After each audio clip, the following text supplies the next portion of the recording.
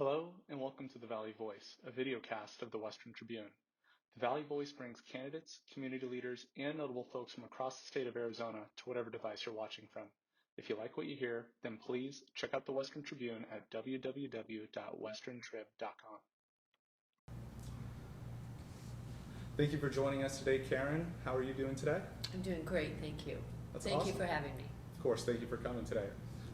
Tell us a little bit about yourself, where you're from, your background, work experience. What do you want the viewers to know about you?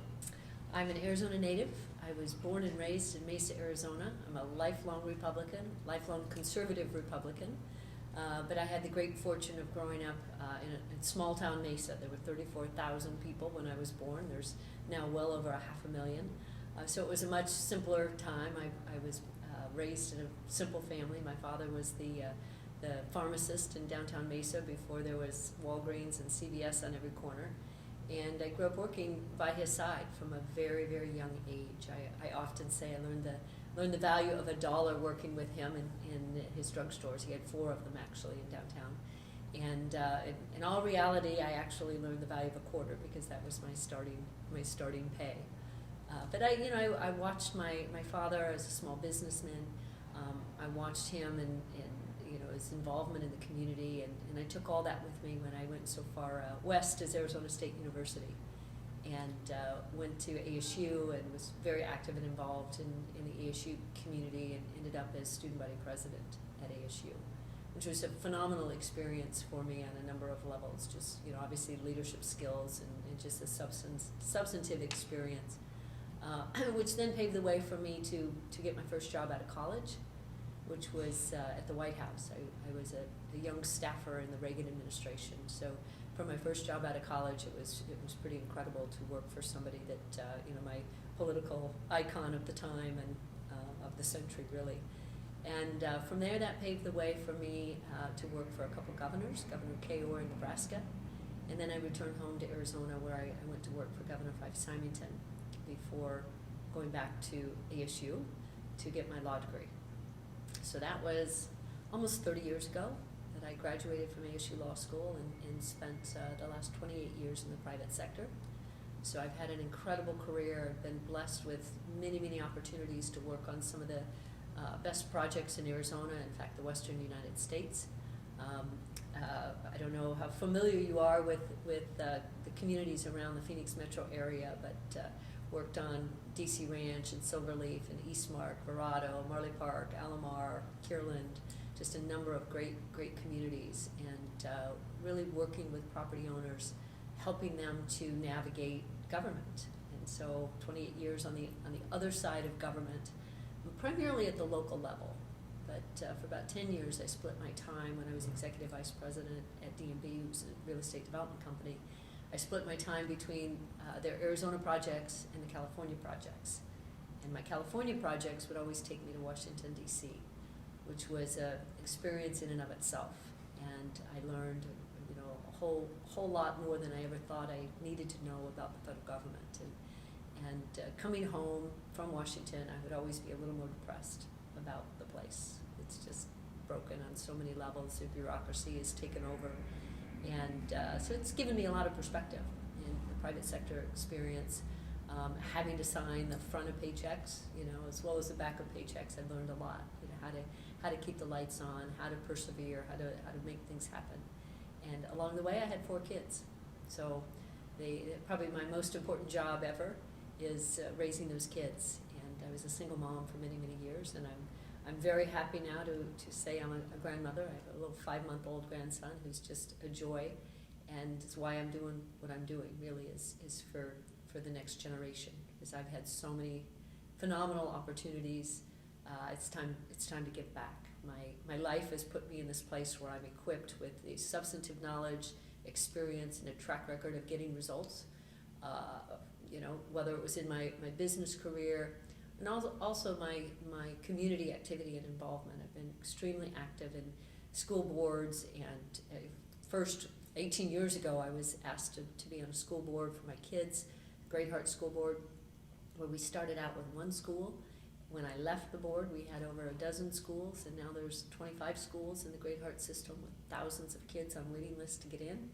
And then I was appointed by Governor Ducey to serve on the Board of Regents. So I'm bringing a lot of perspective and understand, a lot of the good stuff that goes on, but I also understand the challenges that we have in education from K-12 all the way through higher education.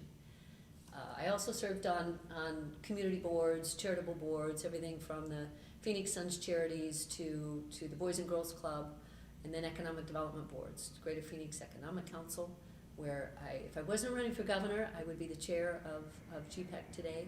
Also served on Valley Partnership. I was the chair of Valley Partnership, served on the board, the executive committee of the Arizona Chamber, served as the chair of the Joe Foss Institute. I served nationally as the president of a Foundation for Environmental and Economic Progress, which was a group of the largest landowners around the country who had to battle the federal government at every turn for federal permits. So again, I bring all of those board experiences to the table along with my business experience and, quite frankly, my experience as a mother. And I mentioned I was a single mom, and single parents, whether you're a mother or a father, you just figure out how to get it done, right? You wake up every day, regardless of the challenge ahead of you, you just get up and do it. And so I'm going to bring all of those experiences to the office of governor, and believe when I look at the competition out there, I've got skills and experiences that none of the competition has. Wow, that's great. That's quite the work resume and life experience. You also served at the Arizona Board of Regents, the governing board of Arizona's 3 public universities. What accomplishments are you most proud of while serving on the Arizona Board of Regents? Governor Ducey appointed me in June of 2017 when there was significant real estate issues swirling about the board. And I believe I was tapped by the governor for my real estate background and expertise. And it was quite interesting when I showed up and I asked the board staff, okay, what real estate do we own? And had some blank stares. So we didn't really have a good inventory of what we owned or what we leased from others. And so we instituted a pretty robust inventory system that all 3 universities now participate in. So today, if you ask that same question, we know what we own, which is really a good starting point. We also put policies in place to help create more transparency in our real estate transactions. So that was really the task I was given, and with the passion projects. And what I will be most proud of, 2 things: the Regents Cup, which is now a competition, an annual competition between our 3 universities on free speech and the First Amendment. Much like the Territorial Cup is to football, one of the longest running college competitive bowl games, or not bowl games, but competition between ASU and U of A. So that's the football competition. Well, the Regents Cup is the same for the First Amendment and free speech. And so we started that when I first joined the board, and now all of our universities select teams. The teams study for a semester about debate, but specifically free speech and the First Amendment, and then they come together in the spring to compete. Now, Arizona State University has won the last 2 years, so we'll see who's going to win this year, but it's going to be hosted at NAU. But all 3 universities and the presidents of the universities, the teams have become just very impressive. In fact, last year, the ASU team that won, I left that thinking I'm pretty blessed that I don't have to debate them in the gubernatorial campaign, because they're pretty formidable. But we've gotten national attention for that. The judges of the Regents Cup come from all over the country, other universities who want to replicate what we're doing here, because there's a general understanding that we have to do better.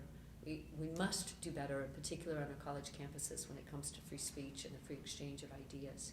So I will be very, very proud of that legacy as the Regents Cup continues to grow and influence students. I mean, at the end of the day, that's what it's about, is really instilling in students a love of conversation, a love of free expression, and not be afraid of expressing your opinions and defending your opinions. It's what we have to do in America. And so I believed, as a member of the Board of Regents, I believe that, and particularly with Arizona State University being the largest university in the country, that we have both a responsibility and an opportunity to lead the way and show other universities and other states what it means to have civil discourse. And then the second thing that I'm very, very proud of, and I know the work is unfinished, it's going to be an ongoing endeavor, is the update to the state's general education requirements. Again, when I got on the board, I discovered that American history and American government, American economic institutions are not included in the general education, or were not included in the general education requirements. And while it's not the role of the board to set curriculum, it is the role of the board to define outcomes that we want. You know, we want to know that every student graduating from an Arizona public institution has certain knowledge and competencies and skills that they can then take into the workforce. We want to make sure that there's value to the degree that we're giving. And so we wanted to make sure that our students are equipped to be productive members of a self-governing society, which is, you know, obviously America is the grandest experiment in self-governing that the world has ever seen. And, you know, in the words of Ronald Reagan, we don't pass that on in our bloodstream. We have to teach that. And somewhere along the line, we forgot that we need to teach that. And there are many universities and university systems around the country that require American history and American government as part of their general education requirements. And so I'm happy to say that we now also require those 6 hours. And so from a passion and a legacy perspective, I'm very proud of that. That being said, we're not going to rest on our laurels. I told my colleagues when I left that our work is just beginning, because we're going to have to continue to watch and make sure that universities are really taking our policy direction to heart, and they're fulfilling the direction that we've given them. So switching gears, since you started your company, Arizona Strategies, what have been some of your toughest moments as a leader of an organization? How have you overcome those obstacles? Well, as a small business owner, you just, you know, you lay awake nights making sure that you've made the right decision. Are you going to get the business? Are you going to have the clients that will sustain your business? And, you know, I've been blessed. I've had just terrific clients for my entire career. But let me back up a little bit. You know, when I graduated from law school, I went to work for a law firm. And my partner, I was 4 years into my legal career, meaning I was still kind of wet behind the ears. And the partner that I hitched my wagon to decided to leave and go in-house with our biggest client. And so here I was, 4 years out of law school, thinking, uh-oh, now what? But good fortune came my way, because he had the best clients in town, and all the law firms in town realized that. So all the law firms, not all, but a lot of the law firms in town came after me because they wanted his clients.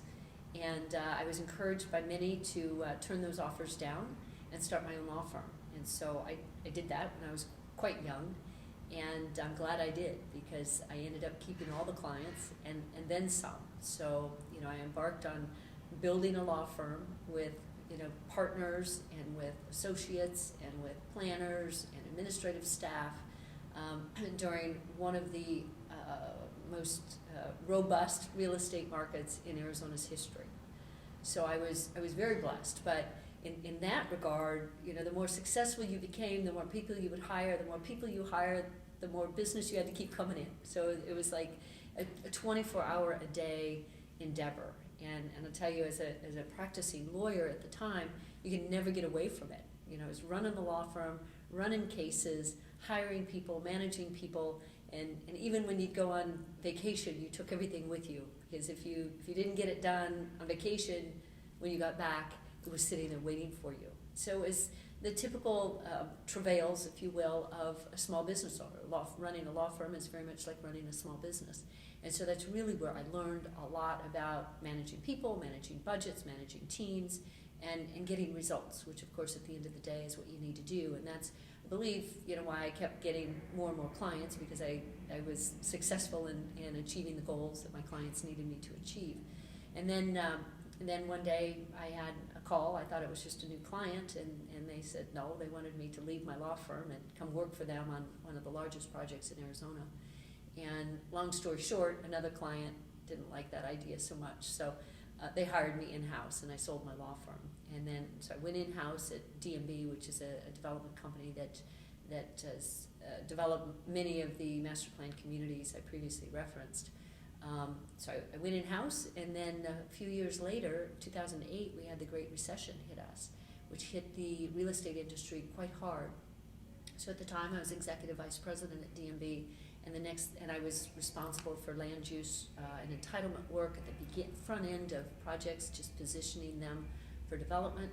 And next thing I know, I was wearing multiple hats inside the company as they were, letting people go just to right-size the company given the economic times. So I ended up running, for example, the marketing department. Well, I didn't know anything about marketing, but here I was running the marketing department. So a lot of challenges, and again, just evidence of, business has to adjust to whatever economic conditions they find themselves in. And the good news for me is I expanded my capabilities and my knowledge and managing people and managing substantive things I'd never managed before. So, and it wasn't until I was inside DMV for 10 years before I started Arizona Strategies again. And actually at Arizona Strategies, it puts, small in the small business definition, because my goal, having already run my law firm and then working inside a big organization, this chapter in my life, my goal was to keep it really small. And my goal was to, have me and one employee and partners and lots of projects. But I just didn't want to go back to, at the time, managing a lot of people. But kind of in concert with Arizona Strategies, my involvement in community organizations grew. And, I chaired, as I mentioned, Valley Partnership, which is an organization with hundreds of members. And then when the governor appointed me to the board, there's obviously no shortage of people involved in that, with 220,000 students, thousands of employees, and a budget of $6.4 billion. I really, again, expanded my area of experience, particularly as a fiduciary on the Board of Regents. We have fiduciary obligations to managing and overseeing a budget that's pretty significant. So lots of challenges along the way, but with each chapter in my career, I've learned a lot. But the thread that runs through all of it is being on the other side of the table from government and understanding the impact that taxes and regulation have on small businesses in particular. If you have a big, huge corporate organization, you've got people that handle regulatory compliance, or you can hire armies of lawyers. But when you're in a small business, you oftentimes have to do all that yourself. Okay, very interesting. How will you use some of those experiences for when you were working at a small business for the governor's office? First thing I will say is that I've been successful, and I've been blessed with great clients, great opportunities.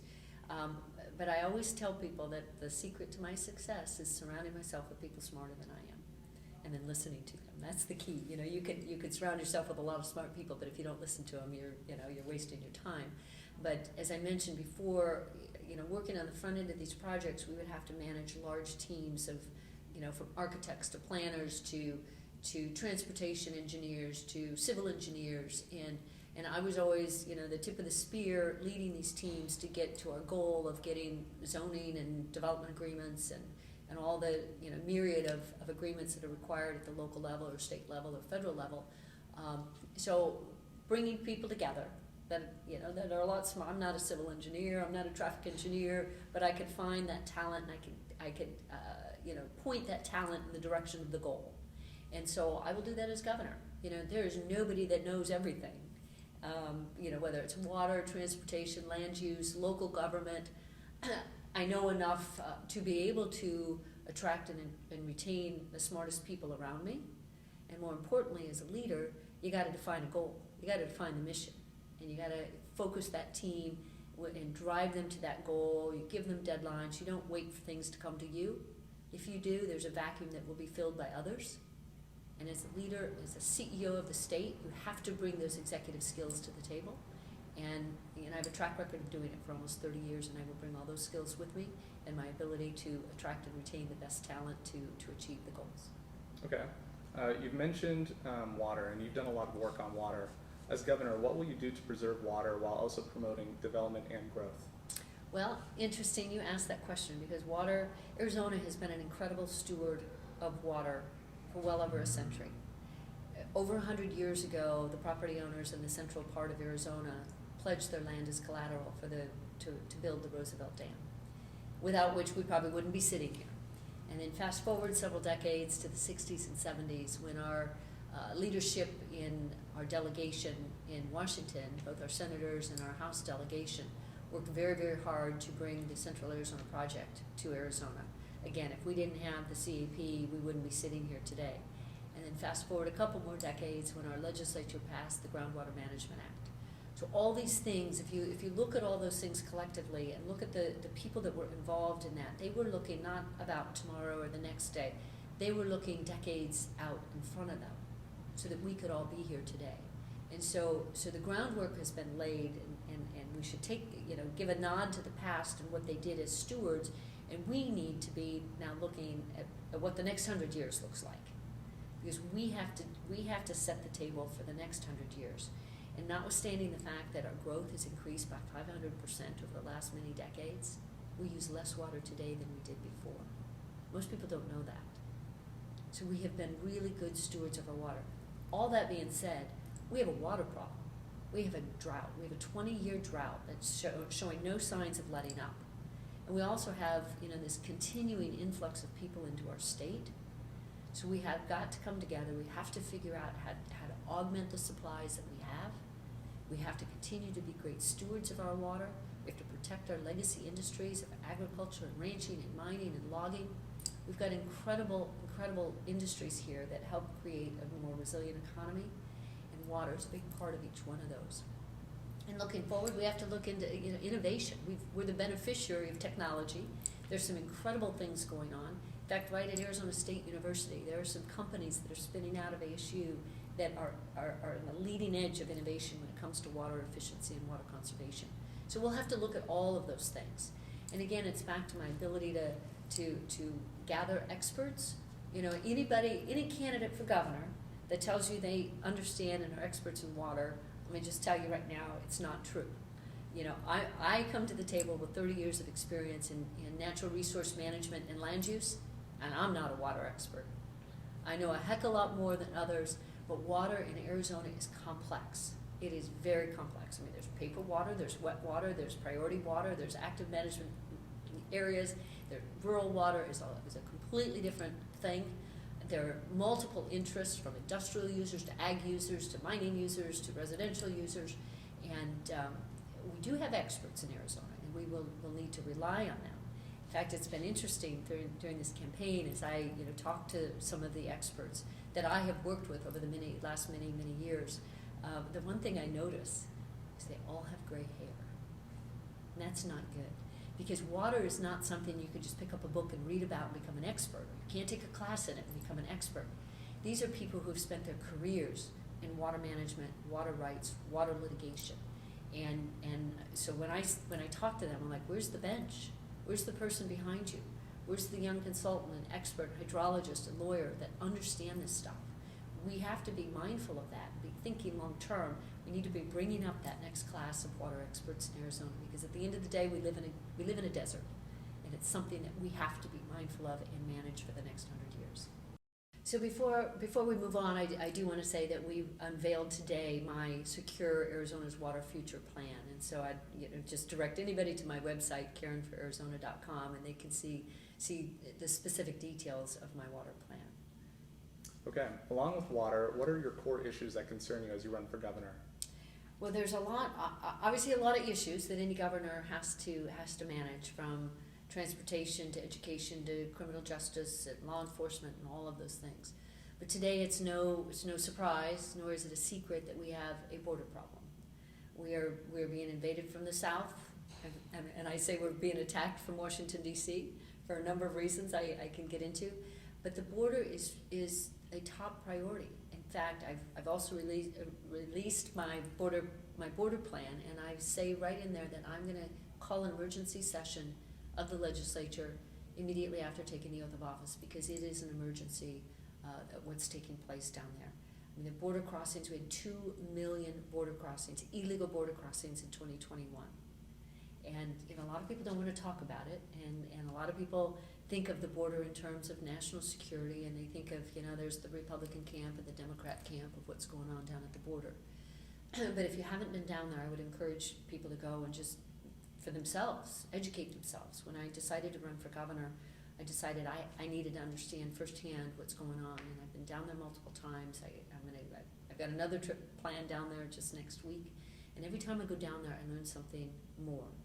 And unfortunately, the story that isn't told, that I tell everywhere I go, is the human tragedy that is unfolding. The human smuggling and the sex trafficking and the drug trafficking that's going on. We as Americans are going to be paying the price for many, many years. And the people that are being, brought here and smuggled here, they're going to be paying the price for a generation or more. We have ceded control of our borders to the Mexican cartels, and on average, every man, woman, and child coming across, on average, pays the cartel $6,000. So you can go do the math. 2 million crossings in 2021 at $6,000 a head. It's real money. And the cartels have operational control over our border. And I've seen that. I've seen these families. I've seen, the people now coming from over 100 countries into this country illegally. I understand the sex trafficking component of this. I've heard stories of women having chips put in their neck. So when you hear these stories, when you see a rape tree, for example, you can't get that out of your mind. In fact, that's why I say Kamala Harris won't go to the border, because if she understood the human tragedy that's happening and what's going on, she would have to face the truth. So the border is a priority issue, and it will be. I will call the legislature into session day one, because we need to provide resources to our local law enforcement and our border sheriffs to deal with it. And this is a 50-state border war. If anybody wants to tell you otherwise, it's true. Arizona just happens to be on the front line, and let's talk about the drug aspect of this. Fentanyl. There was enough fentanyl confiscated in America last year alone. Confiscated. It's not accounting for what made it through. There was enough confiscated to kill every man, woman, and child in America. In fact, we lost 100,000 people to fentanyl overdose. I had a meeting just this morning. In fact, I think there was an Arizona State University student who died of a fentanyl overdose recently. And people don't want to talk about it, but I hear it every single day. We lost 100,000 people. And then I connect dots that people don't always like me to connect either. But the precursor ingredients for fentanyl are coming from China, delivered to the Mexican cartels, and being brought to a neighborhood near you. And it's devastating Americans. It's devastating American families. Again, Arizona's on the front lines. And why do I connect those dots? Well, one of the things that I have done over the last 20 years, I've served as a civilian leader in the United States Air Force. I first started out as the honorary commander of Luke Air Force Base.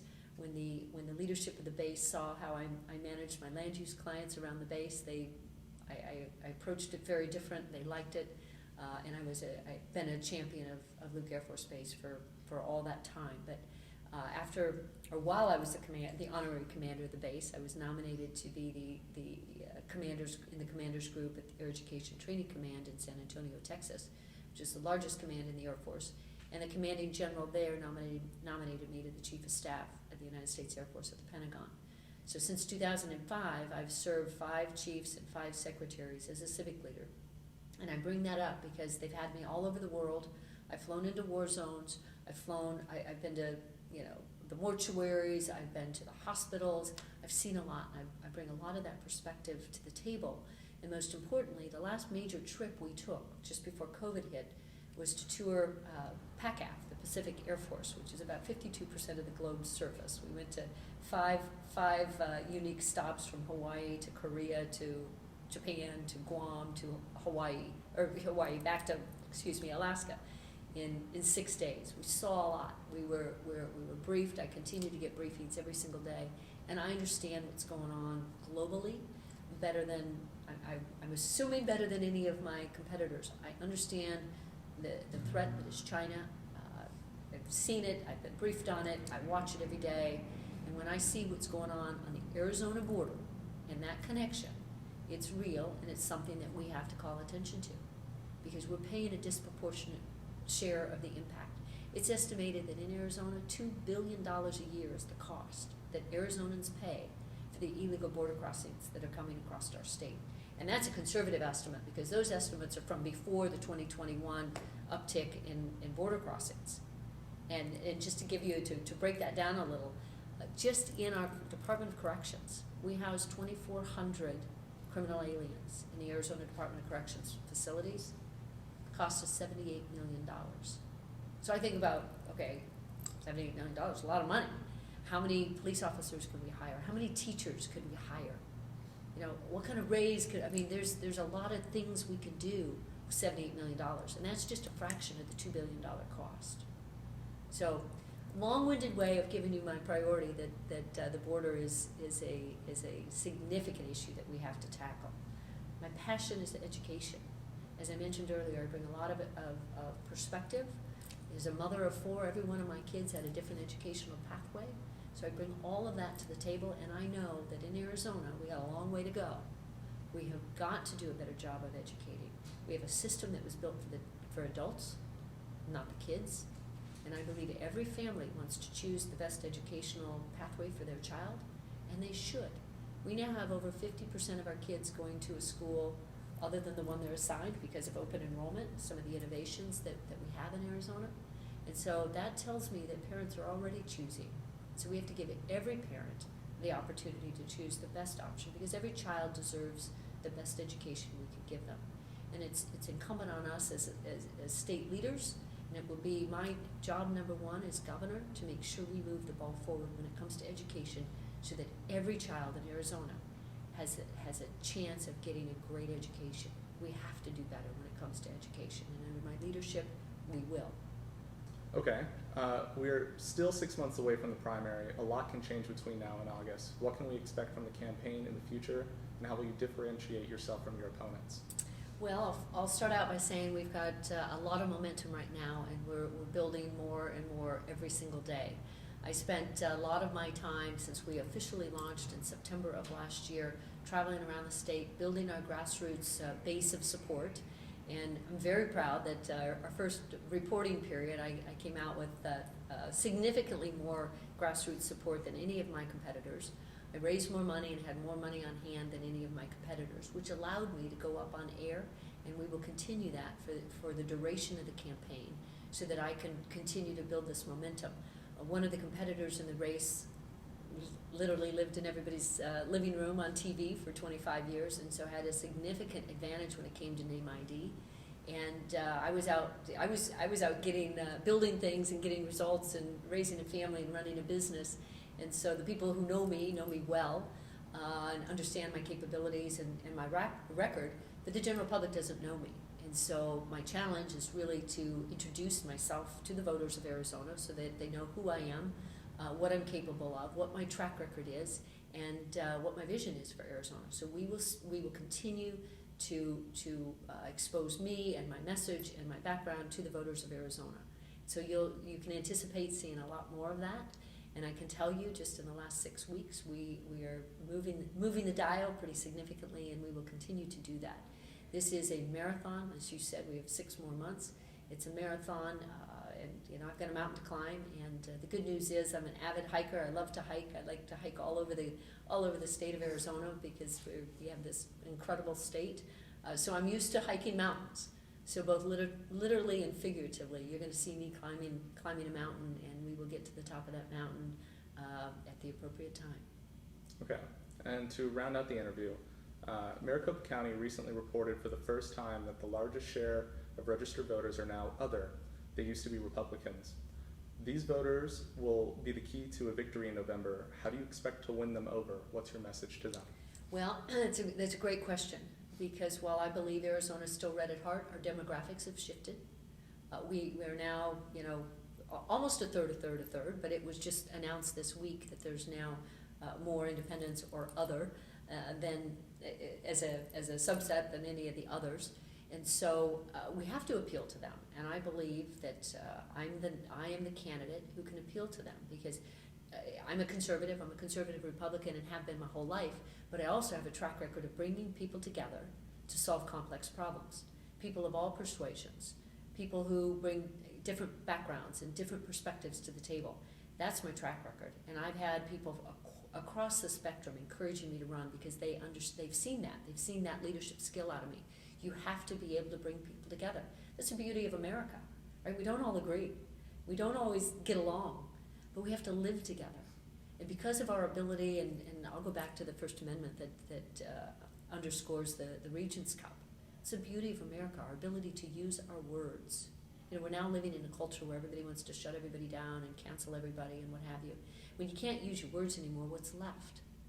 And so what I bring to the table is a lifetime of working with others to solve complex problems. And so I believe in the general election, that will appeal to people. My ability to bring people together as opposed to divide people like some of the other candidates in the race. Well, thank you for coming on the Valley Voice today, Karrin. We really appreciate it. Thank you. Appreciate the opportunity.